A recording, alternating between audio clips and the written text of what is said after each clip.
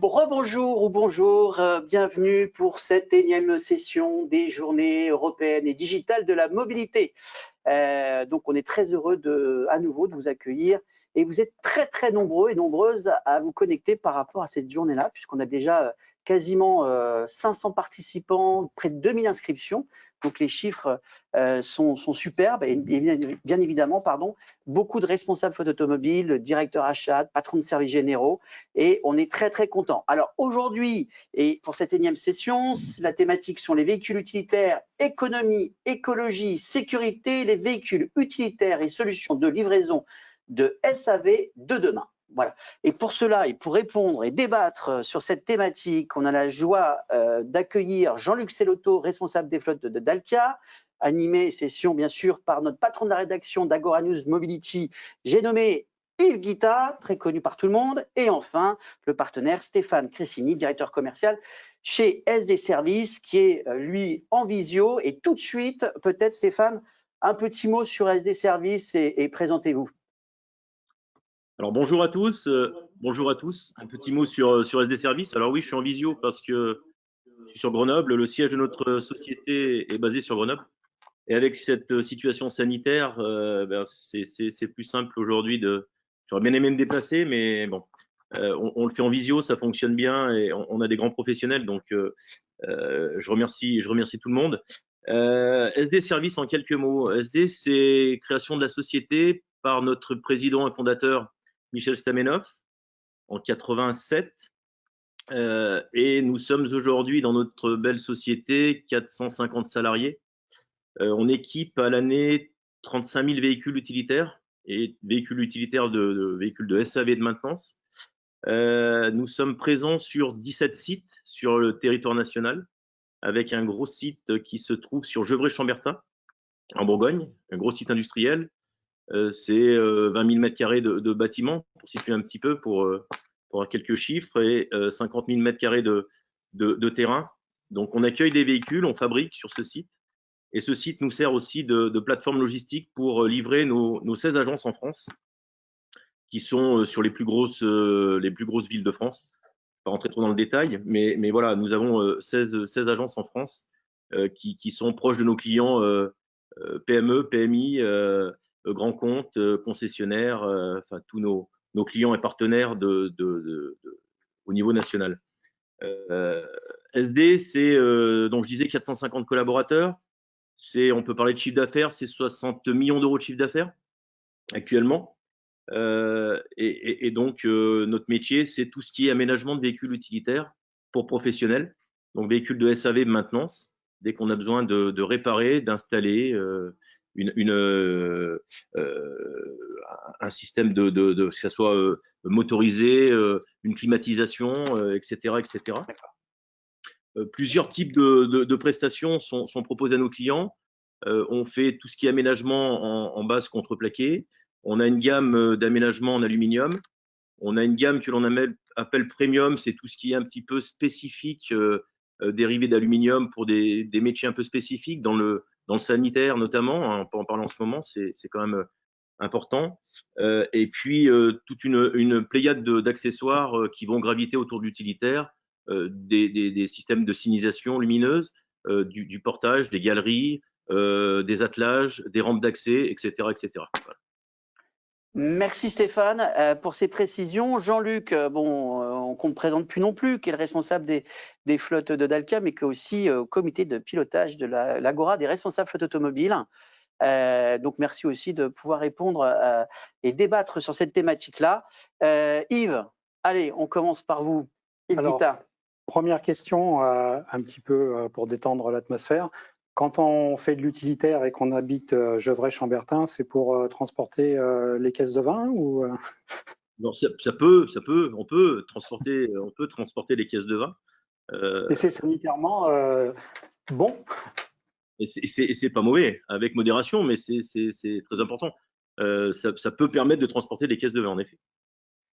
Alors plus sérieusement, pendant la crise sanitaire, beaucoup de véhicules utilitaires ont continué à circuler pour les besoins, tous les besoins essentiels, que ce soit les besoins de transporter de la marchandise pour les hôpitaux, de transporter des personnes pour aller travailler, etc., du matériel, de la nourriture pour alimenter les grandes surfaces qui étaient restées ouvertes. Est-ce que votre clientèle habituelle est venue vous voir, vous a demandé de changer, d'équiper différemment? Quel a été l'impact chez SD Service? Alors, l'impact a été important forcément, puisque nous avons eu quand même une période de 8 semaines de coupure nette avec notre clientèle en termes de relations. On est resté en contact avec nos clients, mais malgré tout, l'activité a baissé. Par contre, nos clients dans le domaine de l'énergie, de l'eau et tout ce qui est sanitaire, rattaché au sanitaire, travaillaient forcément. Et donc, on était en contact, mais nos prestations, nos installations ont été mises en veille pendant 3 semaines, puisqu'on a fermé notre structure pendant 3 semaines. Et nous avons réouvert à partir du 10 avril pour reprendre la production. Il est vrai que jusqu'à la fin avril, début mai, c'était relativement calme. C'était pour traiter des urgences, voilà, clairement. Et pour tous ceux qui avaient besoin de satisfaire les besoins essentiels, donc comme vous le disiez, l'alimentation, l'eau, etc., l'énergie, est-ce que les clients vous ont demandé de réaménager, de trouver des nouveaux aménagements, notamment ne serait-ce que sanitaires pour les chauffeurs eux-mêmes ou ceux qui intervenaient avec les fourgons? Alors, le côté sanitaire, oui, forcément. Au niveau aménagement intérieur, forcément, il n'y a pas eu de gros changements. On avait lancé, nos clients nous ont demandé d'essayer de leur proposer des solutions pour se nettoyer les mains, pour d'hygiène. Donc ça, on avait apporté un kit hygiène, une fontaine, un bidon porte-savon, un rouleau de papier. Bon, mais c'est pour l'hygiène au quotidien. Et puis on a travaillé pendant cette pause, si je peux m'exprimer ainsi, sur un produit Bulcab qui permet de séparer la partie poste de conduite entre les deux utilisateurs, donc le chauffeur et son collègue, de faire une séparation qui a été réalisée en plastique souple, transparente forcément. Donc ça a fonctionné. On a mis ça en place tout début avril. On a vendu quelques kits sur le début de l'épisode, et puis ça s'est un petit peu estompé du fait du port du masque dans les véhicules utilitaires, tout simplement. Et ces équipements, c'est des équipements définitifs ou c'était des équipements amovibles? Alors, ce sont l'idée était d'avoir des choses qui soient amovibles, puisque, enfin, je l'espère, ça va pas perdurer dans le temps. Donc, il faut rendre le véhicule comme il a été mis à la route pour qu'il soit rendu, revendu ou redonné au loueur en fin de contrat. Donc, c'était une prestation qui était facilement installable et démontable à la fin, quoi, bien entendu. Alors, ces véhicules qui étaient avec des équipements supplémentaires, donc ça a augmenté le poids du véhicule. Est-ce que par rapport au grammage CO2 et aux nouvelles normes WLTP, ça change quelque chose? Alors, la prestation Bulcab, c'est un plastique, donc il n'y a pas de surcoût de poids, très peu. C'est infime, donc il n'y a pas de surcoût énorme de poids. Et kits sanitaires qu'on vendait, bon, c'est des choses qui représentent une vingtaine de kilos. Donc c'est vrai que sur une charge utile de VU aujourd'hui chez nos clients qui chargent un maximum malgré tout leur véhicule, il n'y avait pas un gros impact de poids. Et tout ce qui a été mis en place vis-à-vis de vos clients, vous dites que donc vous avez fait une parenthèse, vous avez fermé et ensuite vous avez commencé à rappeler vos clients, etc., à les contacter. C'est précisément que vous avez fait, c'est des choses classiques ou vous avez innové? Et si vous avez innové, est-ce que ce sont des choses des process qui vont devenir systématiques pour vos clients? Est-ce que votre façon de travailler avec les clients a changé certainement, mais est-ce qu'elle va changer? Alors, la façon de travailler avec nos clients au niveau commercial, oui, au niveau commercial, elle a changé. Et puis, je pense que ça va perdurer, puisque on a quand même beaucoup de clients en télétravail. Moi, j'ai toute mon équipe au niveau du commerce qui a repris depuis un petit moment, mais la façon de travailler a changé. On a quand même moins de passages en agence dans nos locaux. C'est beaucoup plus de téléphone, mail, et puis de visio, malgré tout, hein. Donc, la façon de faire au niveau du commerce, forcément, a changé. La façon de travailler en atelier, après, avec forcément les mises en place des gestes barrières pour la production. Mais on constate aussi moins de personnes, de clients qui passent en agence pour demander des devis. Ça se fait plus par téléphone et par mail et autres visio. Voilà. Alors, PME, artisans, etc., c'est moins visio. Tout ce qui est grand compte, on travaille beaucoup plus en visio qu'auparavant. Donc, ça a forcément changé la façon de travailler. Et puis, je pense qu'à l'avenir, je pense que ça va malgré tout perdurer. Alors, malheureusement, j'ai envie de dire, parce que quand on fait du commerce, on a envie d'échanger, de voir nos clients, mais je pense qu'il y a des choses qui vont changer. Vous avez combien d'agences sur la France à peu près? 16 agences. Actuellement, 16 agences. Est-ce que ces nouvelles façons de travailler, ça peut remettre en cause le nombre d'agences ou Alors non, ça ne mettra pas en cause le nombre d'agences, puisque le choix que l'on a fait depuis la création de la société, enfin le choix de notre président, ça a été quand même de développer ce réseau de proximité, parce qu'on travaille avec des concessionnaires en local, et c'est notre force aujourd'hui de travailler avec de la PME, de la TPE, du grand compte, et on a quand même besoin de proximité aujourd'hui pour apporter du service à nos concessionnaires et clients. Donc, je ne pense pas que non, il n'y a pas de remise en cause aujourd'hui des agences, et c'est notre réussite, et pourquoi pas demain créer quelques agences supplémentaires. Alors, pas tout de suite, mais j'espère demain. Vous intervenez que sur le territoire français, vous n'allez pas dans les autres Alors, on a un distributeur sur la Suisse, qui distribue nos produits, et on envisage des implantations sur l'Allemagne et l'Italie. C'est un peu freiné aujourd'hui parce que voilà, on a connu quelques petites misères, mais voilà, ça s'envisage. Après, l'installation et le montage des agences, on a mis quand même quelques années à se positionner sur le territoire national. C'est un peu de temps, voilà, alors de l'argent, oui, mais c'est du temps. Donc développer ça sur l'Europe, pourquoi pas, mais il faut peut-être envisager des partenaires sur l'Europe pour se développer plus rapidement. Alors sur le secteur des véhicules particuliers, on parle beaucoup de changement d'énergie, hein. Les gens veulent que les gestionnaires de parc veulent que les voitures soient plus sûres, plus économes et plus propres. Et puis Jean-Luc Sellotto nous en parlera. Sur les utilitaires, on a les mêmes types de demandes d'avoir des véhicules, parce qu'on commence à avoir pas mal de gammes de véhicules électriques. Aujourd'hui, il n'y a pas que les petites fourgonnettes, on va au-delà avec les gros fourgons, les moyens fourgons. C'est quoi les objectifs de SD Services en matière d'écologie, quoi? Est-ce qu'il y a des objectifs environnementaux? Est-ce qu'il y a une demande aussi, comme disait Yves là-dessus, au niveau des véhicules utilitaires? Est-ce que vous sentez un changement ou une évolution là-dessus? Alors nous, aujourd'hui, on a quand même, oui, des clients qui consomment des véhicules électriques, hein, de plus en plus. Hybride, pas beaucoup, puisqu'il n'y a pas de constructeur, excepté Ford aujourd'hui, pour ne pas les citer, mais qui propose un véhicule hybride, rechargeable. Mais sinon, ça reste du véhicule électrique, 100% électrique. On a une demande. La problématique aujourd'hui que l'on rencontre, ça reste quand même l'autonomie du véhicule, qui reste suffisante pour certaines activités et compliquée à gérer pour d'autres. Et puis la problématique de l'électrique, forcément, c'est lié, c'est que plus on va rajouter du poids dans le véhicule, et plus on va diminuer l'autonomie forcément du véhicule. Voilà.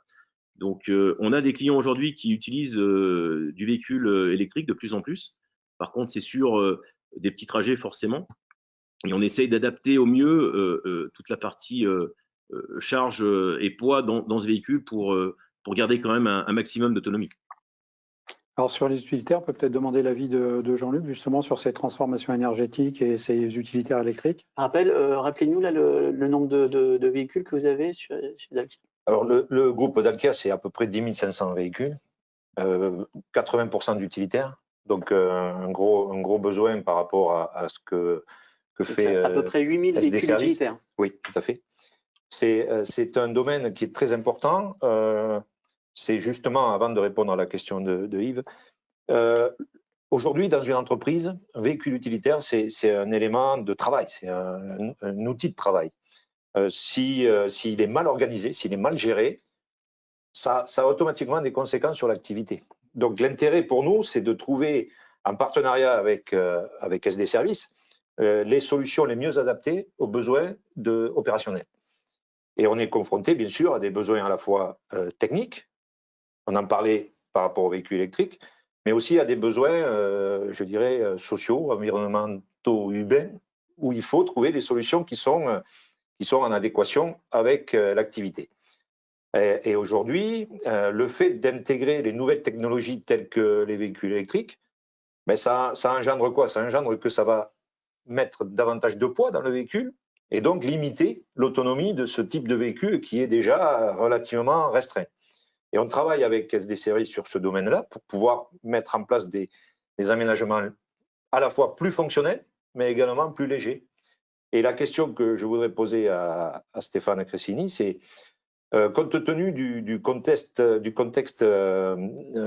écologique et impact WLTP, est-ce que les aménagements qui sont aujourd'hui mis dans les véhicules vont avoir une incidence importante sur cette évolution du CO2 par rapport au WLTP? Est-ce qu'avec les constructeurs, il y a déjà eu des accords de passé pour pouvoir limiter l'impact CO2 sur les véhicules utilitaires?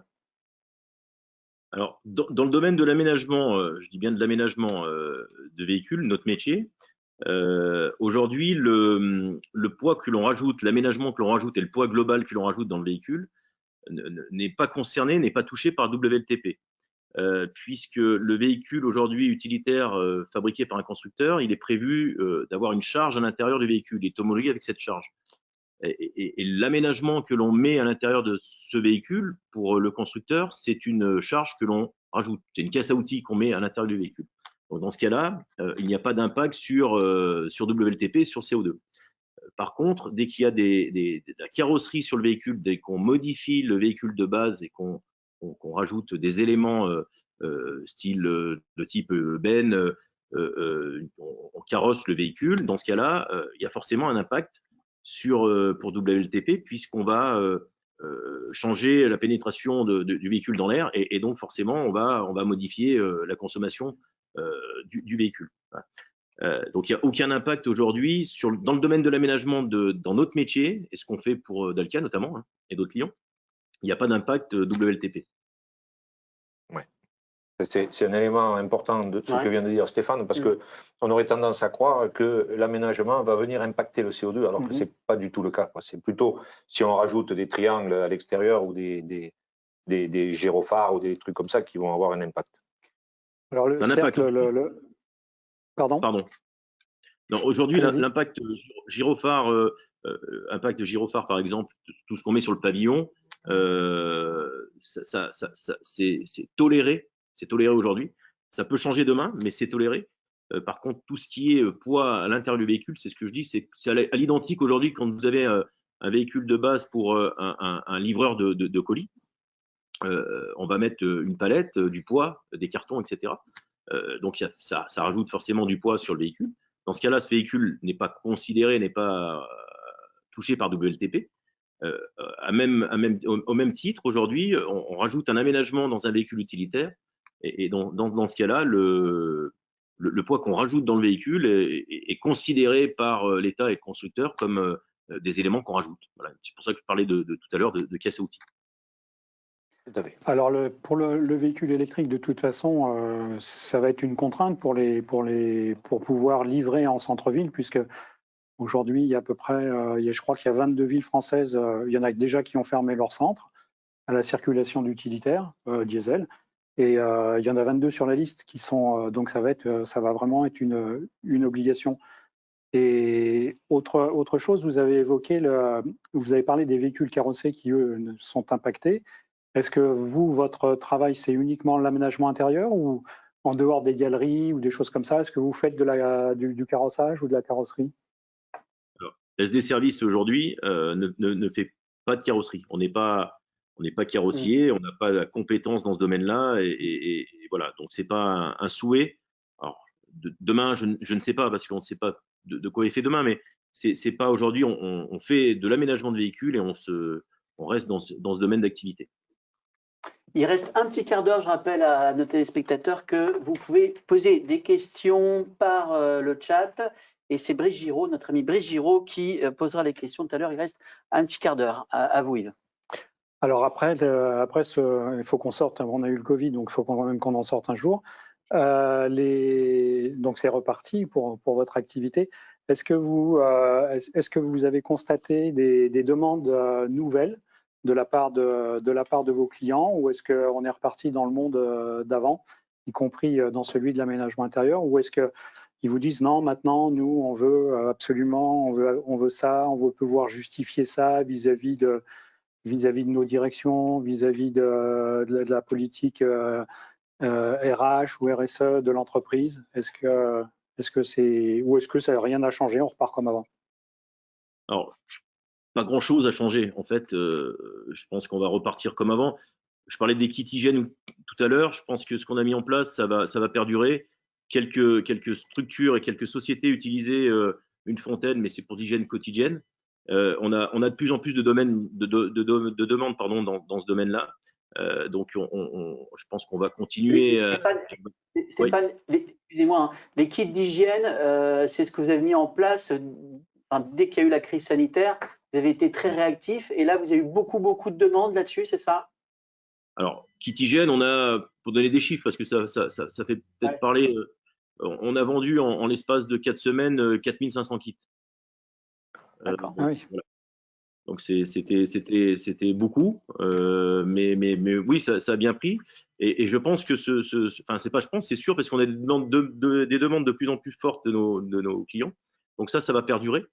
Après l'aménagement intérieur du véhicule, je ne pense pas. Enfin, il n'y a pas de changement. Il n'y a pas de changement avant 17, après 17 mars.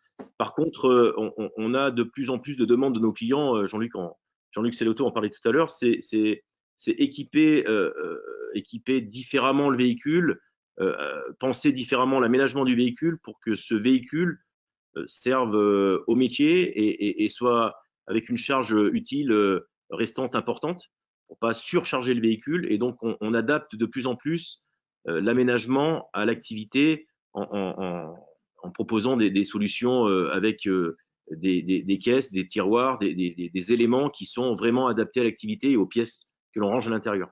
Auparavant, on mettait quelques étagères simples et le technicien rangeait son matériel à l'intérieur comme il pouvait, ou il bricolait lui-même, il faisait quelques modifications. Aujourd'hui, la démarche de nos clients, c'est plus d'aller en amont et de se dire, voilà, on a telle activité et on va vraiment adapter l'aménagement à notre activité pour réduire le stock, parce que le stock aujourd'hui coûte cher dans les véhicules, réduire le stock et puis adapter encore une fois au mieux à notre activité le véhicule. Alors un véhicule, ça transporte et ça livre, Oui. ça a un type d'énergie, mais qu'est-ce que vous pensez au niveau de la charge et de la décharge du véhicule? On voit apparaître plein de nouveaux engins, entre guillemets. On a des chariots robots, on parle de robots livreurs, pour les gens qui manipulent des charges lourdes, on a des exosquelettes. On parle même de drones de livraison, puisque Amazon y travaille. Qu'est-ce que ça vous inspire, tout ça? Est-ce que ça va changer votre métier? Est-ce que vous allez vous occuper aussi de la charge et de la décharge du véhicule? Alors, ou pas? Dans notre activité, on ne se pose pas cette question-là, parce que encore une fois, c'est des véhicules de SAV de maintenance que l'on équipe. Donc, il faut aller du dépôt au centre pour intervenir. Par contre, on réfléchit avec nos clients aujourd'hui sur lorsqu'on veut rentrer demain dans Paris et que l'agence se trouve à l'extérieur de Paris, on va pouvoir faire quelques kilomètres avec un véhicule thermique et après, comment rentrer dans Paris. Et là, nos clients se posent des questions aujourd'hui avec des solutions électriques. Mais dans ce cas-là, j'en parlais tout à l'heure, il faudra avoir une possibilité de décharger une partie du matériel pour le recharger dans un véhicule électrique pour faire ces derniers kilomètres. Voilà. c'est là-dessus qu'il y a beaucoup de demandes et on se pose énormément de questions dans ce domaine-là. Est-ce que, par exemple, ce qui avait été présenté par Renault à une époque, enfin il y a 2-3 ans, un véhicule autonome modulaire auquel on raccroche des espèces de wagons et électrique, bien entendu, pourrait effectivement faire ces derniers kilomètres pour aller livrer dans les centres-villes? Ça peut être des solutions, oui, tout à fait, avec petite remorque, imaginons une petite remorque et la remorque qui est chargée et avec du matériel adéquat pour faire l'installation. Oui. Ça peut être des solutions. Et la remorque qui est cette espèce de wagon sur roulette, sur roue qui est standard, hein, tous les wagons sont identiques, mais on peut les aménager différemment. Donc là, vous retrouvez votre métier d'aménageur. Différemment, avec tout à fait adapté à l'activité, oui, tout à fait. Et au métier, oui. Ça peut être des solutions. Question pour Jean-Luc. Ouais, pardon Stéphane, moi j'ai une question pour Jean-Luc. Vous y retrouvez par rapport à ça, justement, chez Deltia? Les évolutions en matière de RSE notamment? Est-ce que c'est une demande qui augmente et qui évolue beaucoup chez vous, j'imagine? Pour être clair, aujourd'hui dans l'entreprise, ce que l'on recherche avant tout, c'est réduire les coûts. Donc la première des choses qu'on demande à un aménageur, c'est de nous proposer un produit le plus efficace et le moins cher possible. Donc ça, c'est un gros travail déjà. et il y a beaucoup de travail justement pour avoir ça.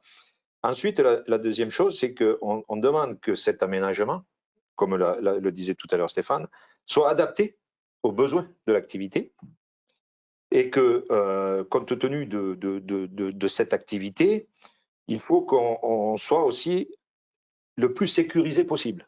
Aujourd'hui, dans les véhicules utilitaires d'entreprise, il y a du matériel qui coûte cher, qui sont de plus en plus importants. Et du coup, on sollicite l'aménageur pour proposer des solutions de sécurité pour permettre justement à tout ce matériel transporté qu'il soit transporté d'une part de manière sécurisée, mais surtout qu'on ne se le fasse pas voler aussi. Bien sûr, bien sûr. Donc l'action de l'aménageur, et c'est pour ça qu'on le sollicite souvent, c'est à la fois de nous trouver du matériel économiquement pas cher, des solutions de fermeture de portes, parce que l'inconvénient, c'est qu'on a des constructeurs qui travaillent très bien, mais qui oublient de fermer les portes, en fait. Il n'y a qu'une clé pour fermer une porte et on s'aperçoit que ça ne sert pas à grand-chose. Donc, avec l'aménageur, on travaille beaucoup sur la sécurité, fermeture des portes. On s'aperçoit que ça évolue lentement, rien n'est infaillible. Bien sûr. Et que, donc, il y a encore beaucoup de travail, je pense, Stéphane, pour ça. Mais bon, il y a de la recherche. Chez Stéphane, il y a de la recherche et développement qui est très important. Donc, on le sollicite en permanence pour nous trouver les meilleures solutions par rapport à notre besoin.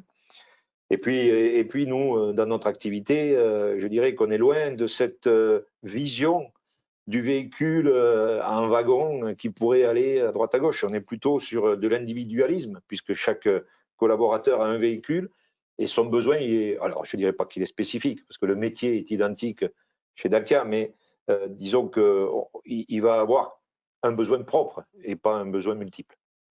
Yeah. Une question, Jean-Luc, vous êtes plutôt alu ou vous êtes plutôt contreplaqué pour le Alors, c'est le gros échange qu'on a eu dernièrement avec Stéphane. En fait, jusqu'à présent, on est exclusivement bois pour deux raisons simples. La première, c'est que économiquement, c'est beaucoup moins cher. Deuxième, et qui n'est pas des moindres, c'est que nous sommes en location de longue durée. L'amortissement d'un véhicule se fait sur 4 ans, 5 ans. Un aménagement bois, en 5 ans, je dirais qu'on l'amortit très facilement et à faible coût. Sur un aménagement métallique, aujourd'hui, mais ça va évoluer parce que je pense que Stéphane a travaillé sur le sujet et va nous proposer des tarifs très intéressants. Aujourd'hui, c'est quand même compliqué de pouvoir amortir un aménagement métal sur une durée aussi courte. Il faut des durées un petit peu plus longues. Alors, les solutions qu'on a échangées, c'est de dire d'effectuer des transferts entre deux véhicules. La problématique, c'est la logistique qui engendre derrière pour pouvoir y arriver. Et là, démonter, remonter. Voilà, c'est ça, c'est plus compliqué. Mais globalement, aujourd'hui, on est sur du bois. Mais pour une question de poids, encore une fois, pour une question de poids, surtout sur les parties véhicules électriques où le poids devient une donnée essentielle. On va transférer petit à petit sur l'aménagement métallique, partant du principe aussi qu'un véhicule électrique, on va pouvoir le garder plus longtemps. Voilà. Et on pourrait l'amortir sur une durée plus longue. Et on pourra l'amortir sur une durée beaucoup plus longue, ce qui permettra d'intégrer les aménagements métalliques. Mais je ne me fais aucun doute, les aménagements métalliques seront beaucoup moins chers que jusqu'à présent. Je crois qu'il y a un message qui est passé. Allez, on continue en question. Stéphane. Ah, Stéphane, pardon. Vous vouliez, Jean-Luc, tu souhaites en fait de l'aménagement métallique au prix du contreplaqué. Je ne vais pas être aussi exigeant, mais disons que si tu peux le faire, c'est bien. D'accord. Bon, vous allez faire tous les deux un pas. Allez, on enchaîne Yves, sur les questions. Il reste un peu moins de 5 minutes avant les questions du public. Alors moi, la dernière question que je voulais poser, c'est comment vous imaginez votre métier d'aménageur sur les 4-5 ans à venir? Qu'est-ce qui va beaucoup changer? Est-ce que c'est la digitalisation? Est-ce que c'est les liens avec les clients? On a vu par des moyens différents. Comment vous le voyez évoluer? Et peut-être évoluant par rapport à la demande des clients aussi. Alors, le métier, au niveau, si on parle commerce pur, je pense que le métier est en train d'évoluer avec ce qu'on a connu. Ça coûtera de toute façon, ça sera moins coûteux pour les entreprises de faire des visios que de se déplacer, ça c'est une certitude. Hein. Donc ça va évoluer. Après, en termes de produits, si on parle de produits d'aménagement, oui, il y a de l'aluminium, il y a des produits, mais on reste, c'est la caisse à outils, j'en parlais tout à l'heure en début de séance, c'est une caisse à outils qu'on positionne dans un véhicule. Donc il n'y a pas de grands changements. Il y a eu des changements sur la partie électrique, puisqu'on utilise aujourd'hui, comme dans le domaine de l'habitat, c'est tout ce qui est LED, hein, tout ce qui est éclairage aujourd'hui, c'est en LED. Il n'y a plus d'halogène, d'ampoule traditionnelle. Mais dans le domaine de l'aménagement pur, il n'y aura pas de grand chamboulement. On a essayé avec des matières plastiques, on fait des tests avec notre bureau d'études, mais c'est compliqué à mettre en œuvre et en fait, c'est le coût. Le problème, c'est, Jean-Luc en parlait tout à l'heure, c'est le ratio aujourd'hui prix, performance, poids qui reste quand même problématique et les véhicules sont pour beaucoup de clients en location longue durée, donc amortir sur 3, 4, 5 ans, le coût de l'aménagement reste quand même important. Et donc, si on a des équipements trop onéreux, ça se complique. Je pense que par contre, la réflexion de nos clients aujourd'hui, c'est de se dire, en termes de budget de véhicule et puis de coût au global, hein, et si on parle d'environnement, c'est de se dire, on utilisait un véhicule volume 10 mètres cubes. Avec notre métier, on est peut-être capable de passer sur un 4 mètres cubes, 5 mètres cubes, en étudiant un aménagement, en proposant des solutions qui sont forcément adaptées.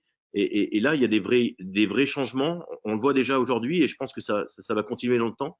Et il y aura des vrais gains sur la partie aménagement et sur la partie véhicule, tant au niveau d'achat, enfin de l'achat et location, et puis forcément du coût de l'aménagement derrière. Les loueurs longue durée, parce que normalement, quand les gens achètent leurs fourgons, leurs utilitaires, ils les font durer à peu près, je crois, c'est au moins 7 ans cette année. Voire un peu plus. C'est vraiment une volonté des loueurs longue durée de ne pas louer au-delà par exemple, d'aller jusqu'à 60 mois plutôt que sur 4 ans. C'est quoi la raison invoquée? C'est leur business model qui impose ça? Alors, peut-être que Jean-Luc est plus apte à répondre. Moi, je le vois avec les clients au quotidien depuis des années, hein, une vingtaine d'années. Ça fluctue, ça change. Alors, est-ce que c'est les constructeurs qui donnent l'impact? Est-ce que c'est le loueur qui donne aussi? Mais la détention d'un véhicule utilitaire, elle fluctue malgré tout, mais on est entre 48 et 70 mois, hein, si je ne dis pas de bêtises, Jean-Luc. Oui, en fait, aujourd'hui, on s'aperçoit que, bon, il faut déjà dire une chose, on est essentiellement en diesel sur du véhicule utilitaire. Le diesel, s'il ne roule pas, s'il ne roule pas beaucoup, s'abîme dans le temps. Et donc, on va se retrouver à partir de 4 ans, 5 ans, sur des coûts d'entretien plus élevés. Donc, l'objectif, c'est de réduire cette durée kilométrique jusqu'à la période où l'entretien est le moins onéreux.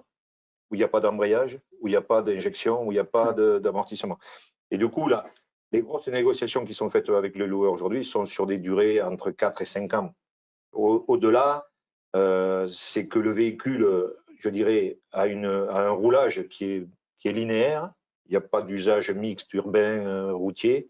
Et du coup, il est plus facile à entretenir et il est moins onéreux. Ce qui ne sera plus le cas avec les véhicules électriques. Et voilà, avec les nouvelles technologies qui arriveront, là, on n'est plus sur cette même problématique. On n'a plus les problématiques de dépollution, d'antipollution qui est aujourd'hui sur le diesel. On aura des problématiques autres, qu'on ne connaît pas forcément, mais qui sont différentes. Et on pourra peut-être se permettre d'aller beaucoup plus loin dans le temps. Et là, comme je disais tout à l'heure, les aménagements plus légers en métal seront peut-être plus faciles à intégrer, même s'ils sont plus chers, comme le disait Stéphane, que ce qui est aujourd'hui. Oui, avec des batteries garanties 8 ans. Et voilà, véhicules, on a plus de marge de manœuvre aujourd'hui sur des véhicules thermiques. Il faut savoir qu'en plus, avec les nouvelles normes qui sont mises en place chaque nouveau modèle, il y a des nouvelles normes, il y a des nouvelles consommations, les motorisations changent, on réduit la consommation, on réduit la pollution, donc on évolue avec les technologies des constructeurs et du coup, on est obligé de réduire la durée d'acquisition pour pouvoir s'adapter à cette évolution.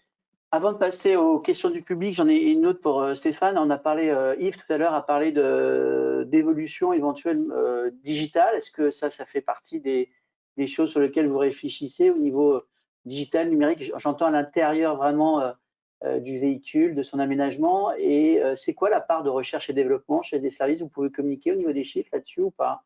Je sais qu'il y a un très fort… il y a beaucoup de recherche et développement. Il y a beaucoup de la recherche et du développement chez nous. En termes de chiffre, si je peux parler de chiffres, on fait 60 millions d'euros de chiffre d'affaires. On a aujourd'hui un petit billet de 500, 600 000 qui est dédié à la recherche et développement. Ça reste simple malgré tout et peu coûteux le développement. Après, on s'appuie sur des fournisseurs aussi, donc interne SD, c'est malgré tout peu. Digitalisation aujourd'hui, dans le domaine dans notre métier purement aménagement, on réfléchit à des choses avec des partenaires sur de la gestion de stock, etc. C'est réellement le besoin de nos clients aujourd'hui, c'est toute la partie gestion de stock aujourd'hui qui est onéreuse pour eux. Et là, il y a des choses, je pense, qui vont bouger rapidement. Pour éviter d'avoir… Vous allez agir en partenariat avec des entreprises qui sont spécialisées là-dedans? Oui, tout à fait. C'est le but.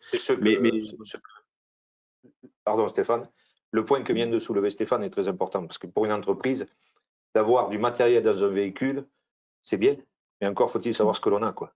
Et donc la gestion de ce matériel est très important et le fait qu'il y ait des recherches là-dessus, c'est très intéressant pour nous. Merci. Allez, on passe aux questions. On a eu un petit peu de retard. Plusieurs questions. C'est Brice Giraud qui va les poser. Jingle.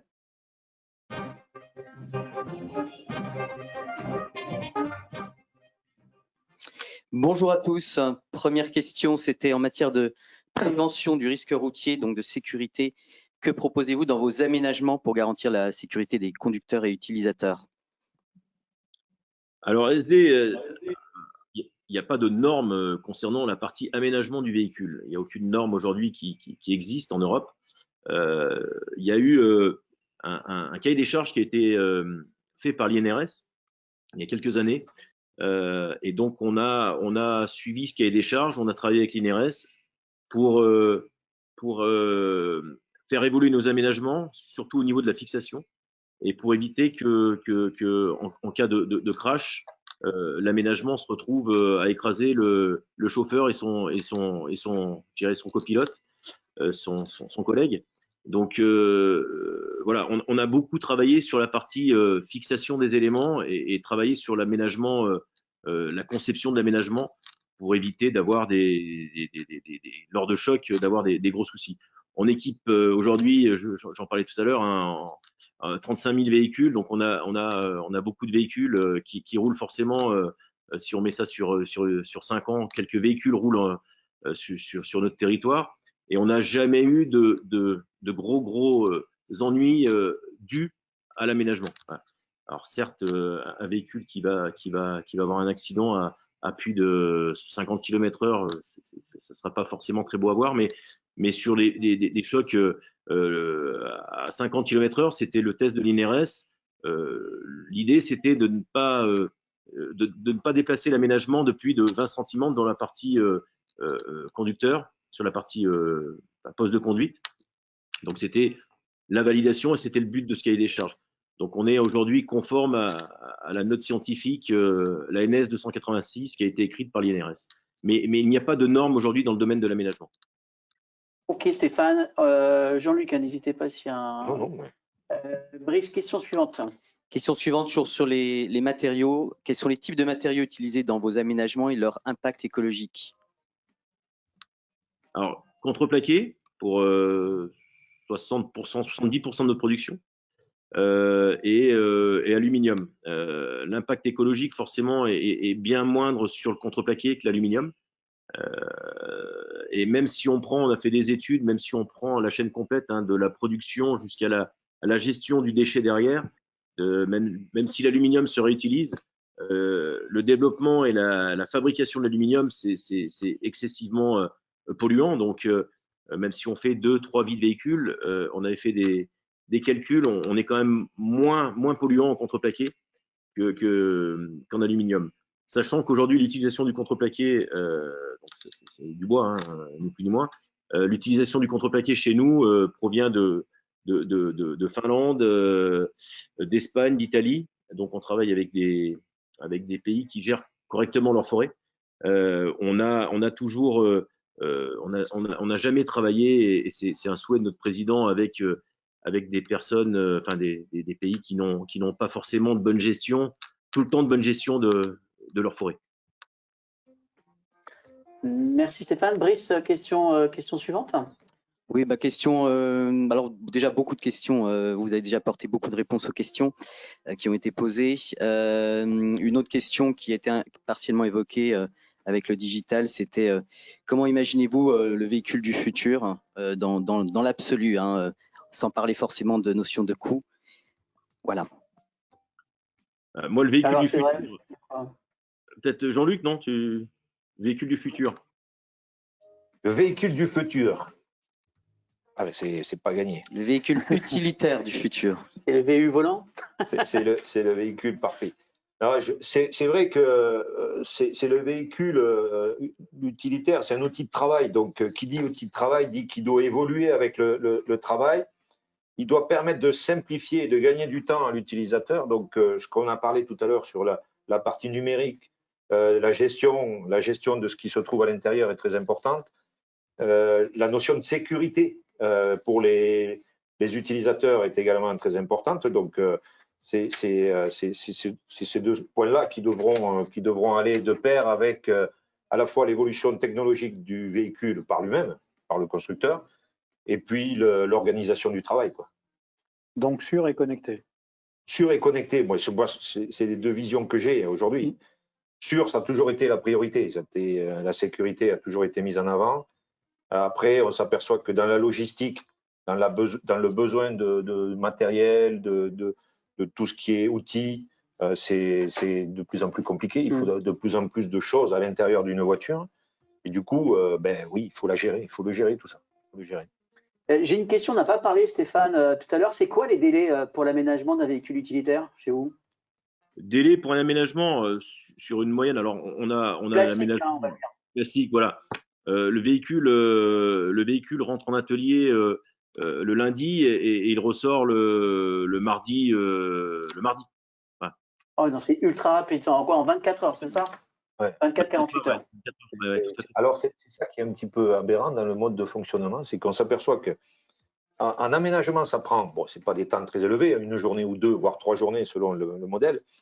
C'est les délais d'immobilisation entre le moment où il sort de l'usine et le moment où il va sortir de chez SD Services et être livré aux collaborateurs. Il y a des laps de temps qui sont pris, des sécurités en temps qui sont pris par les divers prestataires. Il faut que, des fois, on est surpris parce que quand ce que nous dit Stéphane aujourd'hui sur le temps de fabrication, c'est très, très court. Mais quand on est sur le terrain, on s'aperçoit que c'est beaucoup plus long. Alors, temps de fabrication. Juste, Il faut plus de temps pour fabriquer un aménagement. Moi, je parle de entrée. On a une commande auparavant qui date de 1 mois avant l'arrivée du véhicule. On fabrique pendant ce temps-là, en temps masqué, l'aménagement. Et ces 24 heures, c'est pour installer l'aménagement dans le véhicule. Voilà. Ouais. Mais oui, c'est assez rapide. C'est pas des grosses. On n'a pas de transformation sur le véhicule. Hein.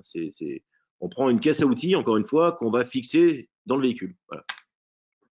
Merci Stéphane, merci Jean-Luc, merci Yves. C'était pour cette avant-dernière session de la journée, puisque tout à l'heure, dans un quart d'heure, nous allons retrouver nos amis partenaires de BMW, et notamment avec Frédéric Tercinet. Il y a Vincent Huil qui représentera Engie et Mélanie Lioret qui représente la société ChargeMarp sur la thématique suivante. Je vous demanderai d'y rester, bien sûr, c'est les véhicules propres, leur développement, technologie des batteries, infrastructure de recharge, TCO, revente. Voilà. On remercie aussi, j'en profite, le comité de pilotage, Laurent Jolivet, Nathalie Baudin, Jean-Luc qui est présent là, Patrick Amourani, Yannick Le Goff et Arnaud Delpuech qui nous ont aidés et qui nous aident activement pour ces 2 journées européennes et digitales de la mobilité. Et puis, nos partenaires médias, j'ai nommé Agora News Mobility, dont le patron de la rédaction est à ma gauche, Yves Guita, le guide Facilities et les salons Autonomie.